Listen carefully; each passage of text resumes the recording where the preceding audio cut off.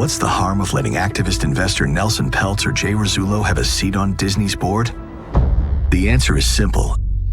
If they succeed, Disney could suffer the same fate as other great companies that Peltz has previously infiltrated, such as GE and DuPont. Nelson Peltz has a long history of attacking companies to the ultimate detriment of shareholder value. His quest also seems more about vanity than a belief in Disney.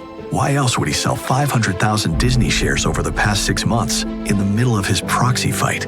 Plus, he has no media expertise and no experience in running a global entertainment company powered by creativity. They said I have no media experience. I don't claim to have any. And then there's Jay Rasulo, a former Disney employee who was passed over for a promotion nearly a decade ago. He hasn't been employed since leaving Disney, and the last time he joined the board of a media company, the stock tanked.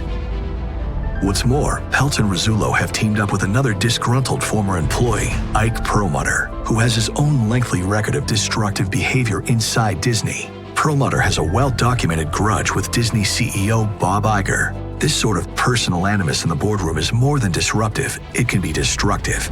Especially at this critical time when, despite all of these distractions, Bob Iger and his management team have engineered an ambitious plan to build Disney's future, positioning the company for a new era of sustained growth and value creation. The last thing that we need right now is to be distracted in terms of our time, our energy, by an activist or activists. In fiscal 2024, they expect cash flow to exceed initial projections and have set a target of $3 billion in stock repurchases.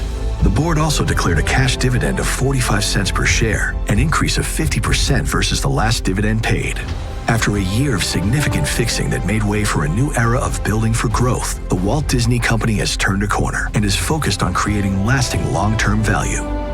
This value is reflected in the recent stock performance, improved operating income, as well as the strategic moves recently made by the company, such as the collaboration and equity stake in Epic Games, the upcoming release of Moana 2, Taylor Swift's The Eras Tour coming to Disney+, and more.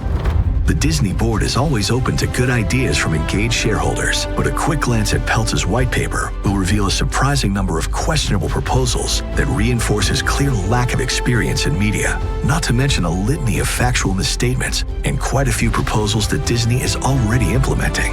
Nelson Peltz and Jay Rasulo threaten to jeopardize the incredible progress the company has made since Bob returned as CEO.